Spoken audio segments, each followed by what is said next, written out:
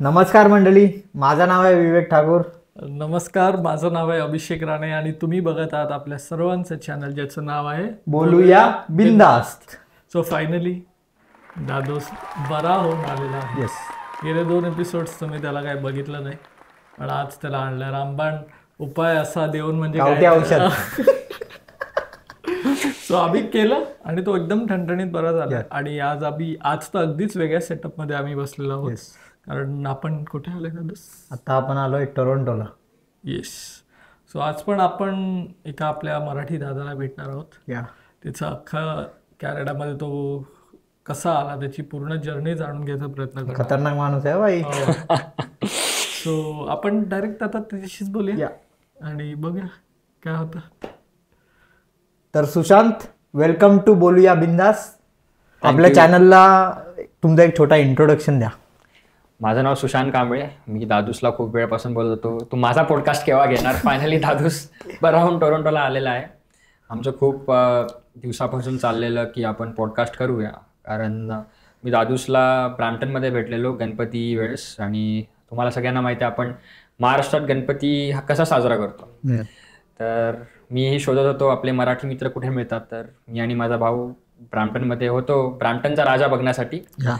तेव्हा मला दादूस भेटला आणि जेव्हा मी त्याला सांगितलं की मी स्टुडंट आलो होतो आणि तो बोलला की आम्ही आता पॉडकास्ट सुरू करणार आहोत आणि आज तू इथे आमच्या घरी आणि दादानी फुल सोय पण केली भाई आपली. हो, एकदम फुल टू सोय केली. रूम बिम एकदम बुकिंग करून. सो तुला किती वर्ष झाली आता कॅनडामध्ये येऊन? मला लास्ट इयर सप्टेंबर 20ला 3 वर्ष झाले. म्हणजे ऑन अँड ॲव्हरेज मला 3-4 महिने झालेत आता. 3.4 इयर्स झालेत. अच्छा. आणि तू जेव्हा आलास तेव्हा म्हणजे ॲज अ स्टुडंट? मी 2021मध्ये आलो होतो जेव्हा कोविड सुरू होता. ओके. सप्टेंबर 18, 2021ला मी लँड झालो. तसे सगळे स्टुडंट्स लँड होतात. पण तेव्हा डायरेक्ट फ्लाईट्स नव्हते कारण कॅनडाने डायरेक्ट फ्लाईट्स बंद केले होते इंडियापासून. कारण खूप कोविड झालं होतं इंडियामध्ये. त्याच्यामुळे मी इनडायरेक्ट फ्लाईट घेऊन आलो. जिथे इजिप्तला मी 1 वीक थांबलो. फुल इजिप्तमध्ये मम्मी वगैरे पाहिल्या आणि पिरामिड्स पाहिल्या इजिप्तला 1 वीक नंतर. तिथून डायरेक्ट तिथे टेस्ट करावं लागते रॅपिड टेस्ट करून. तिथे 3rd कंट्री येऊन मी सप्टेंबर 18ला लँड झालो 2021. ओके. आणि मग तुझं आता तू बोललास तू डायरेक्ट फ्लाईट नव्हते, मग खर्च पण आला असेल जास्त? हो. अरे काय सांगू बाई, खर्च म्हणजे जिथे साधारण 70-80 हजार रुपये लागतात कॅनडाला येण्यासाठी, मला लागले 1,32,500 रुपये एक्झॅक्ट टू बी प्रिसाईज. आणि त्यात तुझं जे तू 1 वीक इजिप्तमध्ये होतास म्हणतोस. हो. सो तो 1 वीकचा खर्च वगैरे? 1 वीकचा खर्च इन्क्लुडेड. म्हणजे तिथे रिसॉर्ट होतं, तिथे राहावं लागलं आम्हाला. ओके. कारण 3rd कंट्री यायचं होतं म्हणून. That is the only safest part. कारण इजिप्त एवढं सेफ नाही आहे. बट बाकीचा थोडासा मी एक $500 USD ठेवलेले आहे स्वतःकडे की अडीअडचणीला. राईट.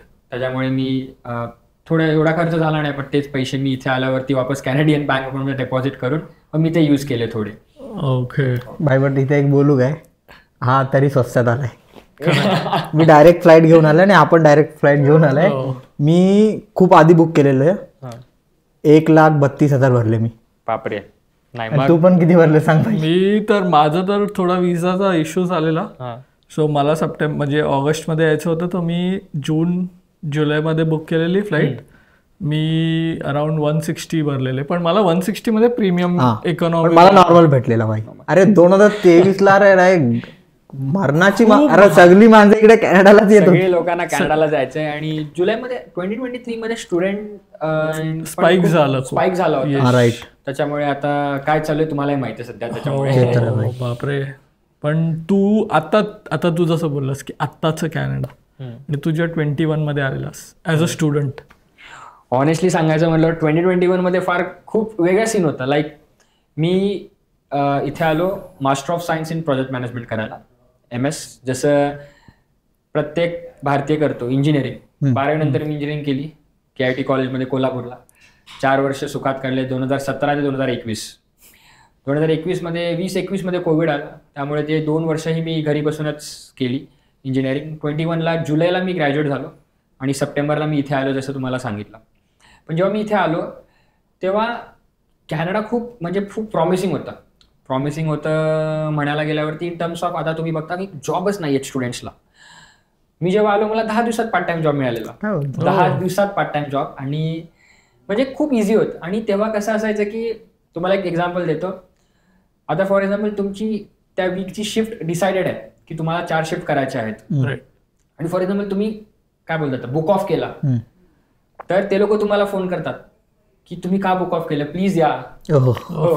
आणि नेक्स्ट वीकचा शेड्यूल यायच्या अगोदर ते तुम्हाला विचारायचे तू येणार आहेस ना नेक्स्ट वीक, प्लीज या, विसरू नकोस, प्लीज ये. म्हणजे एवढे जॉब्स होते आणि एक जॉब सोडला तर दुसरा जॉब लगेच मिळायचा. मी पहिल्या महिन्यात 10 दिवसात मला टीम हॉर्टन्समध्ये जॉब लागला. टीम हॉर्टन्समध्ये जॉब केला. क्रिस्टी सबवे स्टेशन आहे त्या साईडला लागून एक टीम हॉर्टन्स आहे लाईन 2 वरती. तिथे मी तिथे 1.5 मंथ जॉब केला.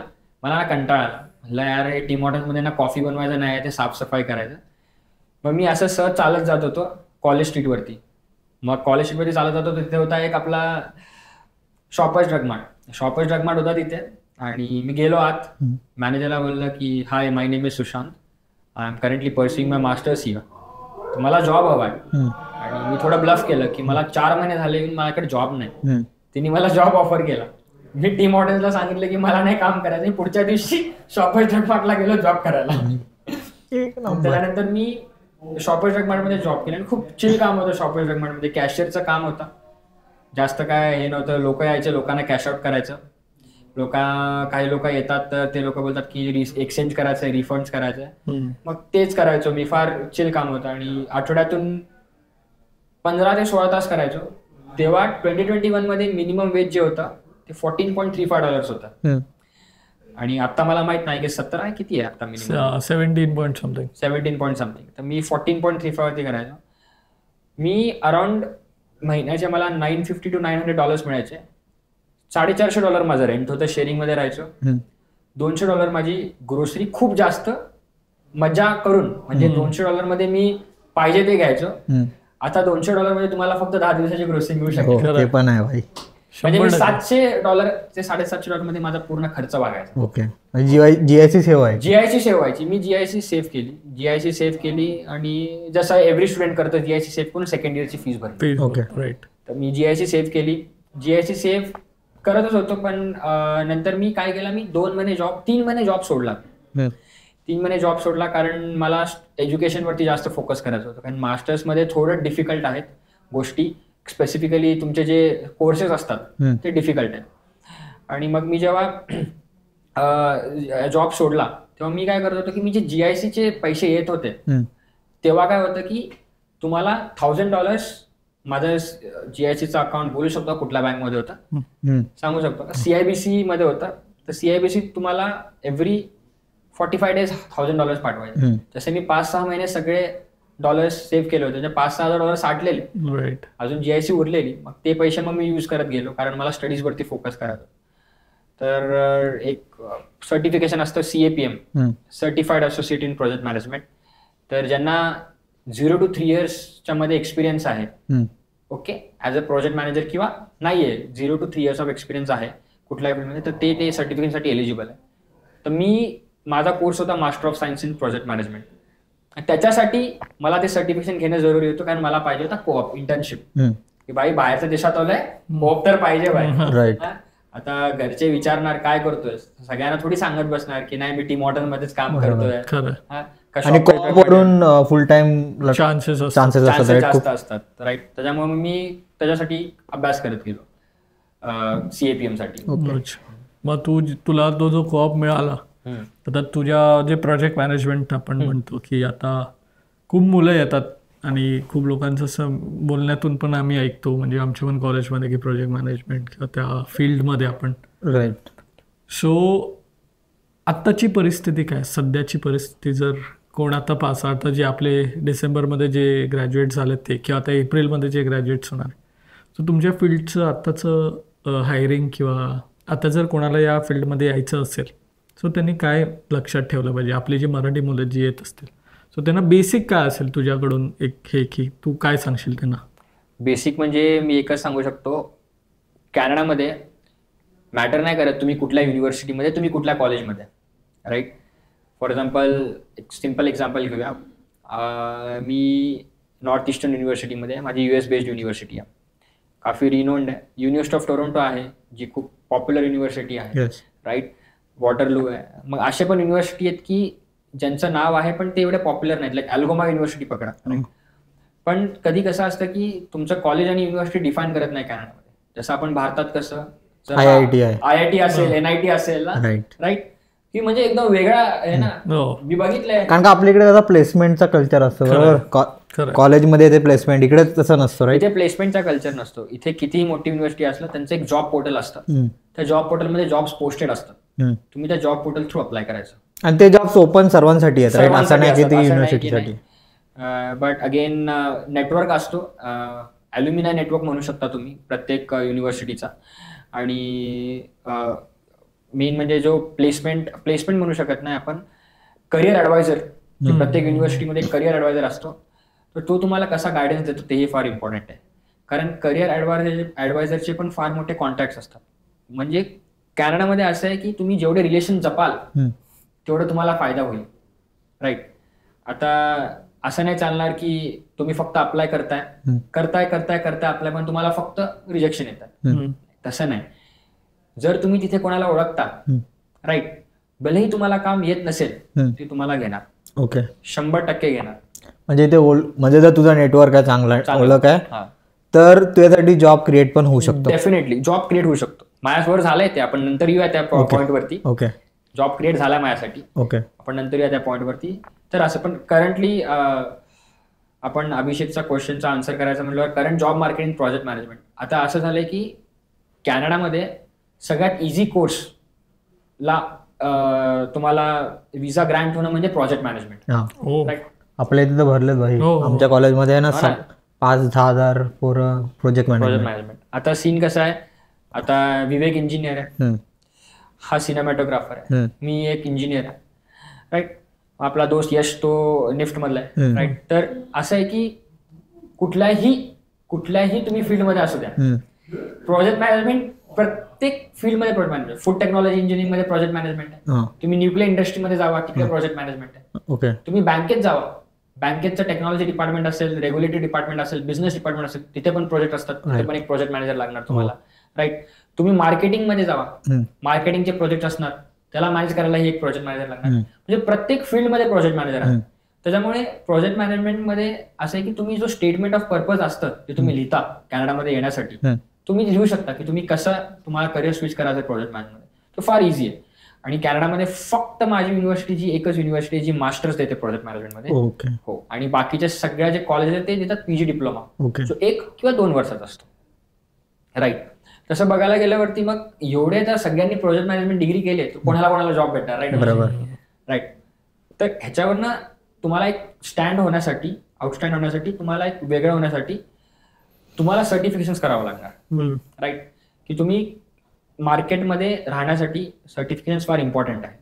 डिग्री मॅटर करत नाही. माझ्याकडे मास्टर्स डिग्री असेल, कोणाकडे PG डिप्लोमा असेल, doesn't matter. Project management professional एक सर्टिफिकेशन आहे PMIचं, प्रोजेक्ट मॅनेजमेंट इन्स्टिट्यूट. त्याचे 2-3 सर्टिफिकेशन्स आहेत डिपेंडिंग अपॉन तुमचा एक्सपिरियन्स. ज्याला काहीच एक्सपिरियन्स नसेल, फ्रेशर असेल, त्याला CAPM आहे, जसं मी अगोदर सांगितलं. ज्याला more than 3 years of experience असेल त्याच्यासाठी PMP प्रोजेक्ट मॅनेजमेंट प्रोफेशनल. तर हे सर्टिफिकेशन्स घेणं इझी आहे, which demonstrates that you have a very good knowledge of project management. Okay. Yes. मग पहिला आम्हाला हे सांगा भाई, तुम्ही कॅनडामध्ये आता काय करता? अरे बाय द वे, मी आता ज्युनियर प्रोजेक्ट मॅनेजर आहे CIPC मध्ये, Canadian imperial bank of commerce. तर बँक आहे पण रिटेल बँकिंग नाहीये, स्टेट बँक ऑफ इंडिया नव्हे. तर CIPC is also investment banking plus wealth management, trades, settlements. तर जॉब कसा भेटला? जॉब मला असा भेटला की मी कोऑप केला. ओके. तर सप्टेंबर 2022 मध्ये मी कोऑपला एलिजिबल झालो. 3rd क्वार्टर नंतर मी खूप जागी अप्लाय केलं, 5 ऑफर्स आली. त्यात पण CIPC मी काय चूज केलं, माझ्या घराजवळ होतं म्हणून मी CIPC चूज केला आणि मी कोऑप करत गेलो. 7 महिन्याचा कोऑप भेटला. आणि कोऑप भेटल्यानंतर झालं असं की माझा जो मॅनेजर आहे त्यांनी मला विचारलं की आता तू काय करणार. मी बोललं काय नाही, मी वापस स्टॉपर्स डॉकमार्टला जाऊन पार्ट टाइम करणार म्हटलं. तो त्याने बोलला की तू एक काम कर, तू माझ्याकडे पार्ट टाइम कर, कारण मी खूप चांगले रिलेशन डेव्हलप केलं होतं त्याच्यासोबत. मग त्यांनी मला माझा मास्टर्स संपेपर्यंत तिथे पार्ट टाइम अलाव केला. मग मी जून 30, 2023 पर्यंत CIBC मध्येच काम करायचो. म्हणजे मी कोप झाल्यानंतर पण फील्ड जॉबच करायचो. म्हणजे मी फक्त 4 महिने पार्ट टाइम जॉब केला, त्याच्यानंतर मी फील्ड जॉबच केला. भारी. मग तुझं हे जे कोऑप आणि होतं, सो आता कसं की युजली कोऑपसाठी पण काय काय वेगळे वेगळे टर्म्स अँड कंडिशन्स असतात. आता मास्टर्ससाठी तरी की you have to be on some like ग्रेड्सच्या हिशोबाने किंवा ते का म्हणजे ते का असतं, कारण युजली लोकांना काय वाटतं की कोऑप म्हणजे सगळ्यांना मिळून जातो कोऑप, किंवा इंटर्नशिप म्हणली सगळ्यांना अरे कोर्समध्ये आपण जायचं मिळणार, पण त्याच्या मागे टर्म्स आम्हाला पण माहिती नव्हतं. आम्हाला पण कोऑप होता, पण आम्हाला सांगितलं की हे प्री रिक्वेजिट्स जे असतात की एवढे मार्क्स किंवा एवढे क्लॅरिफिकेशन पाहिजे की ती हे तुला ग्रेड्स मिळाले. ऍक्च्युली आहे ना, सीन असा आहे की आता माझ्या कोर्समध्ये पण कोऑप होता, ठीक आहे, तर पण माझ्या कोर्समध्ये खूप पोरं होती आणि क्रायटेरिया असा होता की 80% मार्क्स काढायचे आहेत, मग तुम्ही कोऑपसाठी इलिजिबल होणार. बट 80 तर सर्वच काढतात भाई इकडे, मार्क भाई सगळे काढतात भाई, सगळ्यांना मिळतात मार्क, असं काही नाही मिळत. हां, बट ते काढल्यानंतर ना मग त्यांनी काय केले, ज्यांनी पण 80 काढलेत 80 मधून टॉप 20 लोकांना सिलेक्ट केलं. पण अर्धे असे पण कोर्स आहेत तिथे सर्वांना सिलेक्ट करतात. मिळतं. जर तुमचा कोर्स छोटा आहे, कमी बॅच आहे, तर सर्वांना देतात. मग तुझ्या वेळी काय होतं किंवा असं? कोऑपची एक चांगली गोष्ट अशी सांगेन की 2 प्रकार असतात. एक एलिजिबिलिटी, जे तुम्ही आता विवेकने सांगितलं. तर मेन एलिजिबिलिटी आमच्या युनिव्हर्सिटीमध्ये असा होते की तुम्हाला आउट ऑफ 4 3.2 GPA मिनिमम असायला पाहिजे. 3.2 GPA आउट ऑफ 4. ओके, तर ऍक्च्युली कसं आहे की मी असे खूप स्टुडंट्स पाहिलेत माझ्या युनिव्हर्सिटीमध्ये जे फेल होतात, जे 3.2 GPA पण मेंटेन करू शकत नाही, कारण कोर्सेस डिफिकल्ट आहेत. तर त्याच्यामुळे 3.2 GPA हा मिनिमम आहे. प्लस असा इथे एक रूल आहे कॅनडामध्ये की म्हणजे माझ्या युनिव्हर्सिटीमध्ये, मला बाकीच्या युनिव्हर्सिटीचा माहित नाही, की जर तुम्ही 3 GPAच्या खाली असाल, भले तुम्ही पास होताय, पण तुम्ही 3 GPAच्या खाली असाल कंटिन्युअस 2 क्वार्टर्समध्ये, तर तुम्हाला ते लोक युनिव्हर्सिटीमधून डिबार करू शकतात. मी एकाला ओळखतो भाई, त्यांनी युनिव्हर्सिटी सोडली आहे भाई. हो, आणि युनिव्हर्सिटीमध्ये डिबार करतात तुम्हाला, आणि तुम्ही जेवढे पण शिकलेत तुम्हाला मग ती डिग्री नाही मिळणार, तुम्हाला एक सर्टिफिकेट मिळणार की तुम्ही हे कोर्सेसचे सर्टिफिकेट केलंय, अपियर केलंय आणि तुम्ही पास झालात, but that will be not counted as a degree. हो, आणि मग युनिव्हर्सिटीचे रूल असे असतात की तुम्ही अपील करू शकता. ओके, ऑस्करला ऑफिस ऑफ स्टुडंट्स काउन्सिलेशन जे असतं तिथे तुम्ही हे करू शकता, अपील करू शकता. त्याच्यामुळे मग युनिव्हर्सिटी तुमचा प्रोफाईल बघणार आणि मग तुम्हाला युनिव्हर्सिटीला एक लेटर लिहावं लागणार आणि एक प्रॉमिस द्यावं लागणार की मी परत हे सब्जेक्ट्स घेतो आणि मी अबाव 3 GPA आणतो किंवा आहे. मग ते युनिव्हर्सिटीच्या ज्युरीवरती डिपेंडेंट आहे की त्यांनी अलाव करणार का नाही. ओके, तो असं असतं इथे. हे परिस्थिती येऊनच नका देऊ भाई, अभ्यास करा. तर भाई आता तुला पण माहिती आहे की 2025चा जॉब मार्केट जाम बेकार आहे भाई. माझे कितीतरी मित्र आहेत ना, 4 महिने 8 महिने अगोदर ग्रॅज्युएट झालेत, ते आता पण पार्ट टाइम जॉबच करतायत. म्हणजे त्यांना जॉब नाही भेटत आहे, सर्वांना फुल टाइम जॉब करायचा भाई. तर काय ते कसं टॅकल करू शकतात भाई या मार्केटमध्ये? आता मार्केट ऍक्च्युली जसं बघायला गेल्यावर मार्केटची कंडिशन खूप चांगली नाहीये. तुलाही माहिती आहे काय चालू आहे कॅनडामध्ये परिस्थिती. 9 वर्ष झाले, एकच प्राईम मिनिस्टर आहे आपला आणि तोही रिझाईन करून गेला आता. तर कॅनडा इज नॉट प्रॉमिसिंग. तर 2025 मध्ये मी असं सजेशन देईन की जर तुम्हाला 6 to 7 months जॉब भेटत नाहीये, राईट, तुम्हाला जे भेटतंय ते घ्या, बट थोडंसं रिलेटेडमध्ये फील्डमध्ये असेल, आणि मीनवाईल तुम्ही तुमच्या स्किल्सवरती फोकस करा.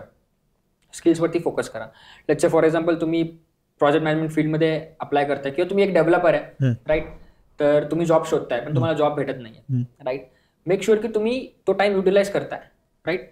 तुम्ही प्रोजेक्ट्स बनवताय, तुम्ही तुमचं लिंक्डइन प्रोफाईल अपडेट करताय, तुम्ही तुमचं गिटहब अपडेट करताय, तुम्ही तुमचे पोर्टफोलिओ बनवलाय व्यवस्थित, राईट, आणि try to attend networking events. Okay, networking events फार इम्पॉर्टंट आहे. आणि कुठे होतात? गुड क्वेश्चन, खूप चांगला क्वेश्चन आहे. नेटवर्किंग इव्हेंट्स बेसिकली आता माझी जी युनिव्हर्सिटी आहे, तर माझी युनिव्हर्सिटीचा मला ॲल्युमिनाय ॲक्सेस लाईफ टाईम राहणार. तर I still get the emails of the networking events that's happening in my university. तर मला असं वाटतं की तुम्ही काय करा की आपले लोक काय करतात की आपले स्टुडंट्स, मी असं नाही म्हणत की पर्टिक्युलर इंडियन स्टुडंट्स नाही, एव्हरी इंटरनॅशनल स्टुडंट काय करतात की ते इथे येतात आणि त्यांना काय म्हणणं असतं की मला पार्ट टाइम करायचं आहे आणि मला माझे एक्सपेन्स काढायचे, फीस काढायचे.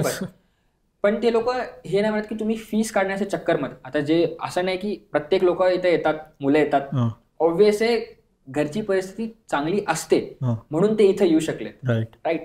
तर त्यांना काय विचार करायला पाहिजे की मी फीस काढण्याच्या ऐवजी मी हा टाइम युटिलाइज करतो नेटवर्किंगमध्ये, माझं प्रोफाईल बिल्ड करण्यामध्ये, हो, आणि interviews I mean jobs apply करण्यामध्ये, rather than doing extra shifts. Do these 3 things. हे 3 गोष्टी तुम्ही जास्त करा, राईट. तुम्ही आधीपासून प्रिपेअर करा. असं नाही की मी उद्या पोस्ट ग्रॅज्युएट वर्क परमिटला अप्लाय करतो, जोपर्यंत माझं PGWP मला भेटत नाही तोपर्यंत तेव्हा मी अप्लाय करायला सुरू करतो, नाही, असं नाही चालत. तेव्हा तुम्ही प्रोफाईल बिल्ड करायला चालू केलं, तुमच्याहून अगोदर लोकांनी चालू केलं प्रोफाईल बिल्ड करायला. कारण का कसं माहितीये काय, आपण तुम्ही जे पण युनिव्हर्सिटीमध्ये कॉलेजमध्ये आहे, आपल्याला वाटतं की ही आपल्या क्लासमधलीच पोरं आपली कॉम्पिटिशन आहेत, पण भाई तुम्ही बाहेर आलो ना भाई, इथं हजारो युनिव्हर्सिटी आहेत, कॉलेजेस आहेत, सेम कोर्स, आणि you will be competing among all those. Yes. आणि तो जॉब फक्त तुमच्या युनिव्हर्सिटीमध्ये आलाय असं नसतं, ते कंपनीज खूप वेगळ्या युनिव्हर्सिटीज मध्ये पण गेलेले असतात आणि आपण ते पोर्टलवरच टाकतात भाई युनिव्हर्सिटीचे लोक. सो तुम्हाला तुमचं जे आता दादाने जसं सांगितलं की लिंक्डइन वगैरे तुम्हाला जे एनहान्स करायचं प्रोफाईल वगैरे, आम्ही युजली सगळ्यांचे जे आतापर्यंत आपले एपिसोड झाले सगळ्यांचे लिंक्डइनचं तर डिस्क्रिप्शन मध्ये असतंच, राईट. तर तुम्ही ज्या कोणत्या फील्डमध्ये आता दादा प्रोजेक्ट मॅनेजमेंटमध्ये तुम्ही जर असाल, तुम्हाला जर काही हेल्प हवी असेल, लिंक्डइन तुमचं एनहान्स करायचं असेल, तुम्हाला तुमचं प्रोफाईल बिल्ड करायचं असेल, किंवा तुम्हाला अजून माहिती, कारण आम्ही नाही, अरे नॉर्मल फक्त बोलायचं असेल ना भाई, सिंगल आहे हो,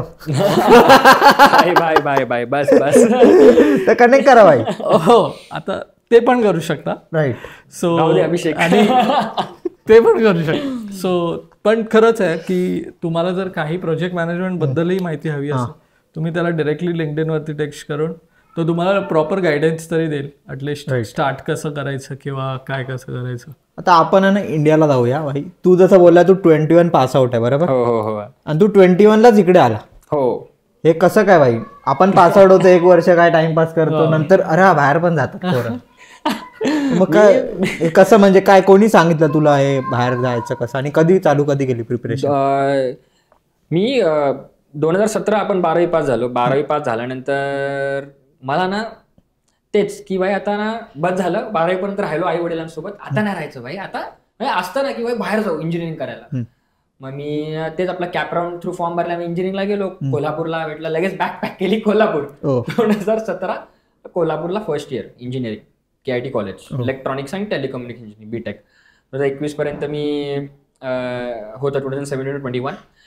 2018ला आणि 19ला मी खूप इव्हेंट्स करायला लागलो इंजिनिअरिंगमध्ये. नॅशनल लेवल टेक्निकल इव्हेंट्स होते आणि खूप इव्हेंट करायला लागलो. मी एक इव्हेंट डिझाईन केला होता, अजून आठवत आहे, web series mania, national level technical event. आता तुम्ही जेव्हा इंजिनिअरिंग कॉलेजमध्ये जाता तेव्हा कसं असतं की कोडिंग राऊंड आहे, असे हॅकेथॉन, असे इव्हेंट्स. मी म्हटलं आपण असा इव्हेंट ठेवूया जो नॉन टेक्निकल राहील, सगळे लोक पार्टिसिपेट करतील आणि प्रत्येक ब्रांचचा पोरं पार्टिसिपेट करतील. सिव्हिल असू दे, इलेक्ट्रिकल असू दे, मेकॅनिकल असू दे, एन्व्हायरमेंट असू दे, बायोटेक असू दे, काही असू दे. तर आम्ही काय केलं, मी असा इव्हेंट काढला वेब सिरीज मेनिया, ज्याच्यामध्ये चला मी एक क्वेश्चन विचारतो, तुझी फेवरेट वेब सिरीज कुठली, हिंदी सांगा. हिंदी? हा, Hindi may be special ops. तुझी अभिषेक? आत्ताची की ओव्हरऑल वेब सिरीज? ओव्हरऑल तर पंचायत बोलू शकतो. पंचायत. मिर्झापूर कोणाला आवडत नाही का? आवडते भाई. मिर्झापूर, राईट. मिर्झापूर झाली, स्पेशल ऑप्स झाली, राईट. आणि अजून खूप तेव्हा फेमस असूर होती, खूप मोठ्या वेब सिरीज होत्या, राईट. आणि तो एक फेज होता भाई, आपण इंजिनिअरिंग होतं ना भाई, म्हणजे कारण नेटफ्लिक्स इंडिया पण आलेला, सॅक्रेड गेम्स वगैरे आले. Sacred games. परत आपण मार्वलचे मूवीचे फॅन्स आहे आपण, राईट. आयर्न मॅन किती बेस्ट, राईट. मी काय केलं, मी सगळ्या असल्या ह्या वेब सिरीजची आणि सुपर कॉमिक्सची क्विज ठेवली, तुमचे मीम्सची, आणि सगळ्यात हिट इव्हेंट होता माझा पूर्ण कोल्हापूर जिल्ह्यात. काय बोलतो? हो, web series mania. More than 500 registration फक्त माझ्या इव्हेंटला आले होते. ओके. मग मी म्हणलं अरे हे मॅनेजमेंट काम आहे रे, मला खूप छान वाटलंय. कुठं ते इलेक्ट्रॉनिक्सला VLSI, जावा, पायथन करत बसू म्हणलं. राईट, जाऊ दे म्हटलं, मग आपल्याला मॅनेजमेंटमध्ये काहीतरी करायचं म्हटलं, MBA करूया. MBA करायचं म्हटलं तर कॅट द्यावं लागेल. मी म्हटलं आता ती सीईटी दिली, ती JEE दिली 12वीला, परत कॅट पण द्यायची का MBA ला, आणि परत ती पर्सनल इंटरव्ह्यू आणि ग्रुप डिस्कशन. म्हटलं राहू दे, नाही मग आपण बाहेर जाऊया. काय एक इंग्लिश एक्झाम तर द्यायची असते, येतं इंग्लिश, हा शिकलो इंग्लिश 12वी पर्यंत, येतं इंग्लिश बोलता येतं, ठीक आहे म्हटलं. मग 2019ला मी सुरुवात केली. मी कंट्रीज, कधी असं असतं की जेव्हा तुम्हाला बाहेर जायचं असतं, तुम्ही प्रत्येक कंट्रीचा अभ्यास करा, प्रत्येक कंट्रीचा अभ्यास करा की तिथे काय रिक्वायरमेंट आहे. राईट. फॉर एक्झाम्पल, आता तुम्ही IT चा कोर्स घेऊन न्यूझीलंड जाऊ शकत नाही, कारण न्यूझीलंडमध्ये मार्केट नॅरो आहे, काय नाहीये तिथे ITचं जास्त. पण जर तुम्ही टुरिझम सेक्टरमध्ये असाल तर न्यूझीलंड तुमच्यासाठी बेस्ट आहे. राईट. आता फॉर एक्झाम्पल तुम्ही मेकॅनिकल इंजिनियर असाल तर जर्मनीला जावा. Germany is best for automotive. Right. तर सेम, आता जर तुम्हाला IT सेक्टर आहे, जावा US ला, शिकागो, लॉस एंजलिस, राईट, मोठ्या मोठ्या युनिव्हर्सिटी जावा. आता मग मी असं केलं की प्रोजेक्ट मॅनेजमेंट करतो. प्रोजेक्ट मॅनेजमेंट सगळीकडे आपण प्रोजेक्ट मॅनेजमेंट करू शकतो. मग मी असं विचार केला आणि मग मी most immigrant friendly country choose केली, जी आहे कॅनडा. की आता आपण इतकं इन्व्हेस्ट करतोय 40-45 लाख, तर भाई असं नको की लगेच तिथे शिकून यायला पाहिजे. राईट. मला दिसलं की एक आपली आहे कॅनडा, जिथं PR वगैरे मिळतं, आपण तिथे जाऊया. हसू नकोस, अजून मिळाला नाहीये, त्याच्यावर. तर मग लगेच मी 2020ला IELTS दिली, international English language test system, जी अकॅडमिक IELTS दिली. आणि कॅनडासाठी जर तुम्हाला मास्टर्स करायचं असेल तर तुम्हाला मिनिमम 7 बँड पाहिजे, आणि not less than 6.5 in every section. Okay. मी दिली आणि युनिव्हर्सिटीजला अप्लाय केला. 2020 मध्ये मी 6 युनिव्हर्सिटीजला अप्लाय केला आणि मला 3 मधून ऑफर आले. आणि मी नॉर्थ ईस्ट युनिव्हर्सिटी चूज केली. कोर्स करिक्युलम, माझ्यासाठी कोर्स आणि करिक्युलम फार इम्पॉर्टंट होता की मी नक्की काय घेतोय त्या कोर्समधून. तर मी ही युनिव्हर्सिटी चूज केली. आणि युनिव्हर्सिटी चूज केल्यानंतर 2021 मध्ये कोविड होता, राईट. सगळ्यांचे एक्झाम डिले होत होते, पण माझं कॉलेज ऑटोनॉमस होतं, त्यामुळे आमचंच कॉलेज पेपर काढायचं आणि आमचंच कॉलेज पेपर तपासायचं, त्याच्यामुळे काय प्रॉब्लेम नव्हता. त्यामुळे मी जो माझा विजा आहे कॅनडासाठी, तो मी फायनल सेमिस्टरच्या सेकंड लास्ट सेमिस्टर म्हणजे 7th सेमिस्टरच्या मार्कशीट वरती लावला. मी अजून पासही झालो नव्हतो, मी फक्त एक्झाम दिली होती, माझा रिझल्ट थांबत होता. पण मला यायचं होतं, सप्टेंबर इंटेक होता, टाइम चाललेला, मी लावला आणि मला विजा भेटला 15 दिवसात. त्यावेळेस फार फेमस होता student direct stream, SDS category. आता SDS कॅटेगरी बंद झाली. आता स्टुडंट डायरेक्ट स्ट्रीमची कॅटेगरी तुम्हाला माहिती आहे की तुम्हाला फक्त फर्स्ट इयरची फीस भरायची, दाखवायची आणि $10,000 दाखवायचे GST, आणि तुम्ही अप्लाय करतो 15 दिवसात. आणि प्रोफाईल स्ट्रेट फॉरवर्ड होता. इंजिनिअरिंग झाली, मास्टर्स करायला बाहेर चाललोय, मध्ये काही गॅप नव्हता, काय नव्हता. राईट. आणि मला टाइम वेस्ट करायचा नव्हता, कारण मग असं मी इंजिनिअरिंग झाल्यानंतर विचार केला असता, मग ते 1-1.5 वर्ष गेला असता. आणि मग त्या गॅपमध्ये 2021 होता, तर मला अशी भीती होती की यार कोविडमध्ये मला जॉब, कारण माझी कॉलेज कॅम्पस प्लेसमेंट झाली नव्हती, अजिबात झाली नव्हती. राईट. कारण मी ठरवलं मला बाहेरच जायचंय, 3.5 लाखावर तर काम मी काय करणार नाही, 3.5 lakhs. पण तसं नाही. नंतर मला कळालं की नाही, 3.5 lakhs पण ठीक आहे, स्टार्टिंगला काय प्रॉब्लेम नाही. ऍज अ इंजिनियर घुसण्यासाठी खूप चांगलं आहे, काही सुद्धा प्रॉब्लेम नाही. तर मी हे सांगतो की मग मी असं आलो, मग इथे आलो, मस्त आल्यानंतर हो by the way I guess ओळखतोस विवेक, माझा फॅमिली फ्रेंड आहे गौरव मुडेकर. कोण नाही ओळखत भाई, GM Vlogs. तर गौरव मुडेकर त्यांनी मला ऍक्च्युली फार हेल्प केली. 2019-20 मध्ये त्यांनी मला पुश केलं, तू आत्ता दे, IELTS दे. प्रोजेक्ट मॅनेजमेंट ऍक्च्युली मी नॉर्मल मास्टर्स इन मॅनेजमेंट करणार होतो, राईट. आता masters in management is equivalent to तुमचं BBA डिग्री, जे आपल्या इंडियामध्ये आहे. मग त्याला काय एवढा व्हॅल्यू नाही. म्हटलं प्रोजेक्ट मॅनेजमेंट करू, IT प्रोजेक्ट अनालिटिक्स, डेटा आणि अनालिटिक्स मध्ये, कारण इंजिनिअरिंग बॅकग्राऊंड आहे. म्हटलं गौरवदादांनी हेल्प केली. युनिव्हर्सिटीचा कोर्स जे होता सिलेबस करिक्युलम, ते मी गौरवदादाला सेंड केला आणि त्यानंतर त्यांनी मला सगळं वाचून सांगितलं की तू हे घेऊ शकतोस. तर असं म्हणजे एक मी त्याला असं मानलं की भाई तू भाऊ आहेस तर सांग, तर त्यांनी गायडन्स दिला. तर असं तुमच्या लाईफमध्ये कोण असं आहे जो तुम्हाला गायडन्स देऊ शकतो तर नक्की घ्या. प्रत्येक लोकांचे एक्सपिरियन्स घेणं फार इम्पॉर्टंट आहे. आणि मग पण तुम्ही स्वतःसाठी डिसाईड करा. राईट. आणि एक बोलू का, आपली पोरं म्हणजे बरीच पोरं एजंट थ्रू येतात, ठीक आहे. ते एजंट लोक तर काय भाई, त्यांना जिथे कमिशन भेटेल ना, तुम्हाला त्या युनिव्हर्सिटी त्या कोर्समध्ये ढकलतील भाई.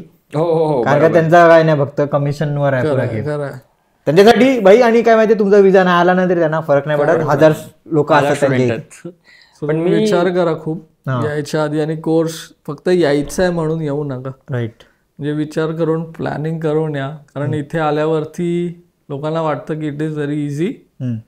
सगळे म्हणजे हेल्प वगैरे तर खूप लोक आहेत आपल्या आजूबाजूला, खूप असतात. राईट. पण एक पॉइंट असं येणार ना की तुम्हाला तेव्हा हेल्पची गरज नाही, तुम्हाला स्वतःला सांभाळायची गरज लागते. So if you have idea की तुम्ही काय करताय, तुमचा कोर्स काय आहे, कारण 3-4 गोष्टी एकत्र मॅनेज करणं वेगळं असतं. बरोबर. घरचे असणं वेगळं असतं आणि आपण एकटं असून 3-4 गोष्टी मॅनेज करणं वेगळं असतं. आणि मेन फोकस ठेवा बाई की तुमचा पुढचा जो करिअर आहे ना त्याच्यावर मेन फोकस ठेवा, इन्स्टेड ऑफ हे फीज काढणं आणि पार्ट टाइम. कारण नंतर तुम्हाला डिसाईड होईल की तुम्ही जे आता पार्ट टाइम किती पण करा भाई, किती पण शिफ्ट करा, बट तुम्ही जर एक चांगला फुल टाइम जॉब भेटला ना भाई, त्यामध्ये पार्ट टाइम पूर्ण 2 वर्षाची तुम्ही 1 वर्षाच्या करू शकताय. खरंय खरंय खरंय. आणि नंतर जी लाईफ आहे ना भाई, तर कसं आहे लाईफ, कशी चालली सांगा जरा.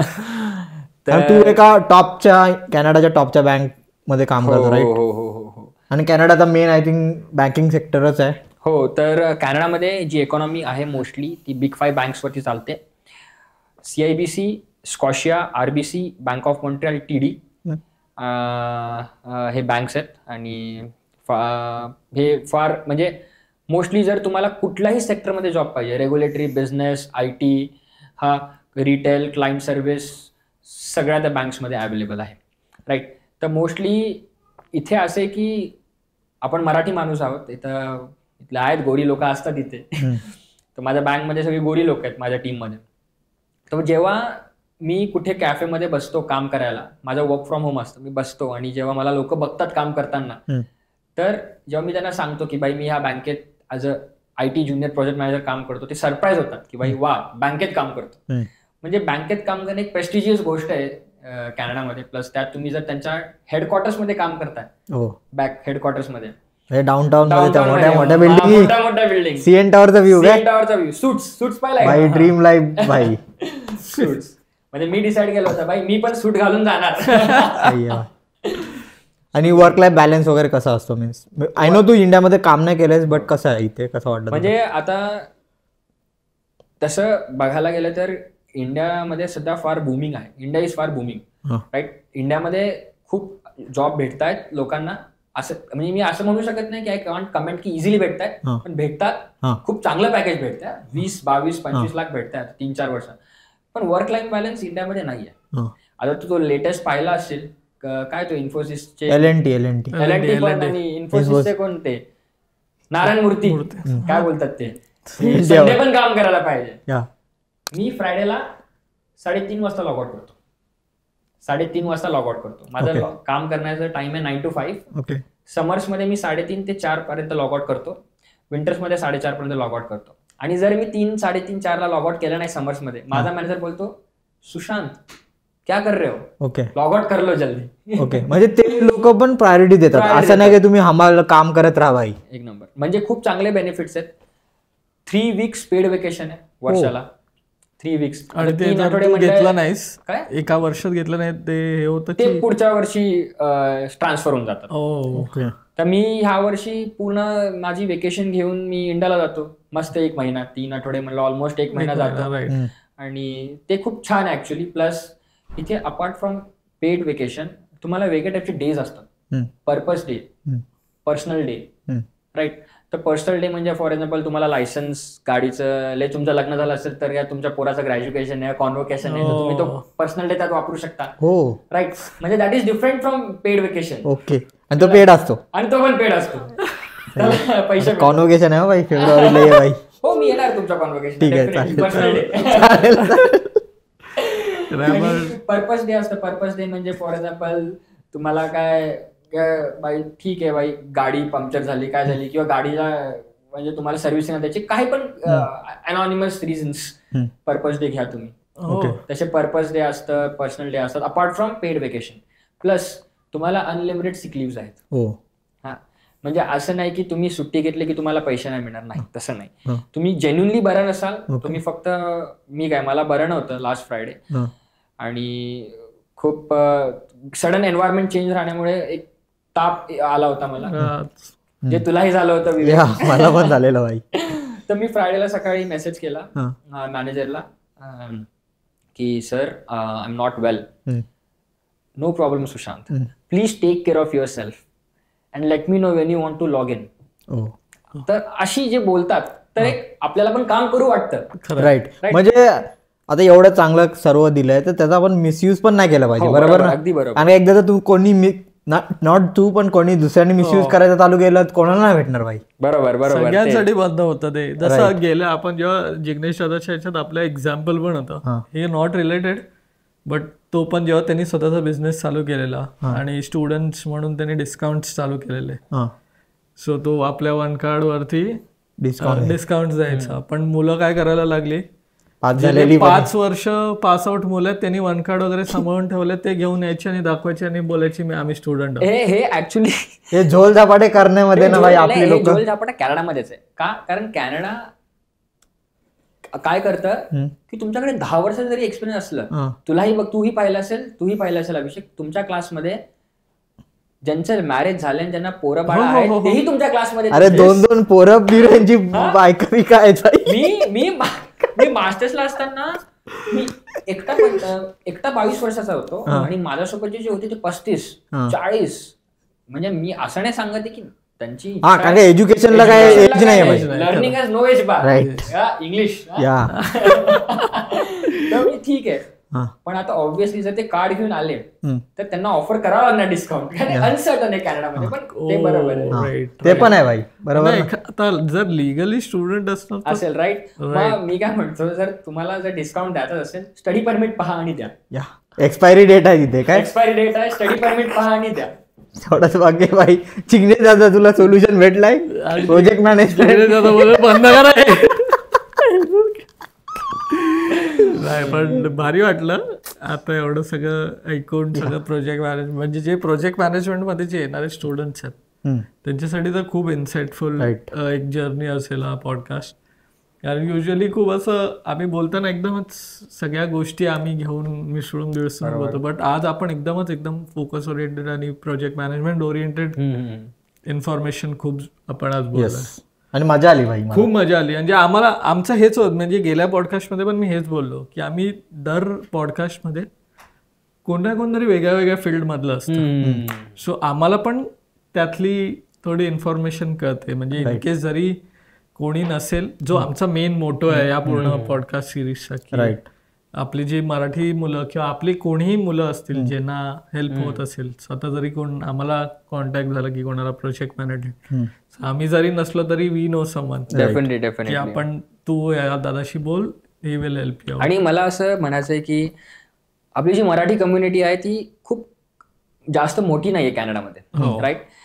तर आपण एकजूट राहायला पाहिजे आणि कम्युनिटीमध्ये आपण पॉझिटिव्ह वाईब स्प्रेड करायला पाहिजे आणि हवी तितकी मदत. नाही बट एक बोलू का, आपले मराठी कम्युनिटीचे पण लोकांना बाई टॉपच्या पोझिशनला आहेत. अगदी बरोबर. फक्त ते कसं माहिती अंडरग्राऊंड आहेत, मीन्स माहिती नाही, कारण ते इंग्लिश बोलणार तुला समजणार नाही मराठी आहेत काय.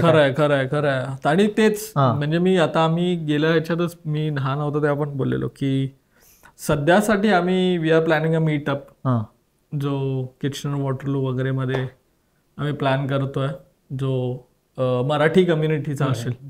समर्सला प्लॅन केला तर येणार नाही करू भाई, फर्स्ट टाइम आहे, करत राहायचा. कारण का तिकडे आम्ही बघतो ना भाई, लाईक असे गुजराती किंवा खूप साऊथ इंडियन वगैरे कम्युनिटीचे इव्हेंट होतात आणि ते त्यांच्या कम्युनिटीचे जे मोठे लोक आहेत ते पुढाकार घेतात, ठीक आहे. तर आपल्या इकडे KWC मध्ये तरी कोण मीटअप तर नाही घेत आहे, बट तरी आम्हाला पण खूप लोक बोलले की आम्ही सपोर्ट करू तुम्हाला.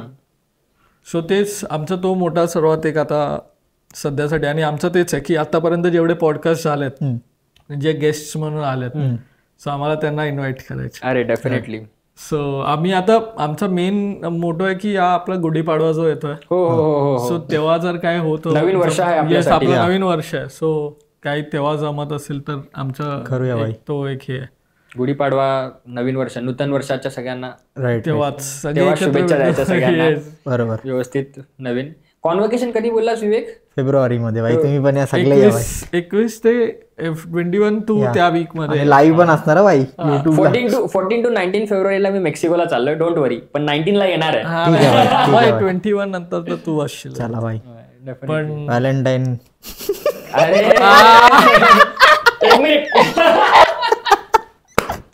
आणि आम्ही लिंक्डइन आणि इंस्टाग्राम पण टाकणार आहे. सो तुम्ही दादा आम्ही सगळे लिंक टाकतो भाई, तुम्ही कनेक्ट करा भाई बिंदास. आणि कोण पण आपल्या पॉडकास्टवर येते ना भाई, त्याला कनेक्ट करा भाई बिंदास. हो, आणि असंच तुम्हाला कनेक्शन वाढवायचे असतील, कधी कोण हेल्प होईल ना काही कळणार भाई. सो प्लीज सगळ्यांशी कनेक्ट करा, असंच चॅनलला सपोर्ट करत राहा, असंच लाईक शेअर आणि काय subscribe, like comment share subscribe करा भाई. आणि प्लीज ते काय आवाज येतो ते बेल आयकॉन दाबा. आणि जर तुम्हाला पॉडकास्टवर यायचं आहे ना तर आपल्या डिस्क्रिप्शन मध्ये लिंक आहे, तो फॉर्म पण भरा. आणि जर तुमच्याकडे कोणी असेल जो आम्हाला एक मीटअप्स हेल्प करू शकतो इव्हेंट मॅनेजमेंटसाठी, तुम्ही करू शकता किंवा तुम्ही स्वतः करू शकता, सो प्लीज आम्हाला अप्रोच करा. आम्हाला लवकरात लवकर एक मीटअप अरेंज करायची. सो आता विंटर आहे ना तर आउटडोर नाही करू शकत, सो इनडोअर साठी कॅनडामध्ये सगळ्या गोष्टींना आपल्याला बुकिंग सांगू, तुम्हाला माहिती आहे. आपल्यासारखं नाही टाकले ताडपत्री आणि लावला डीजे की झाला सोय केली ना भाई, एक नंबर सोय. त्याच्यानंतर घेऊ भाई ब्लॉग मध्ये टूर. हो चालेल. सो आजचा एपिसोड कसा वाटला हे नक्कीच कळवा. आणि हे आहे आपल्या सर्वांचं चॅनल ज्याचं नाव आहे बोलूया बिंदास्त.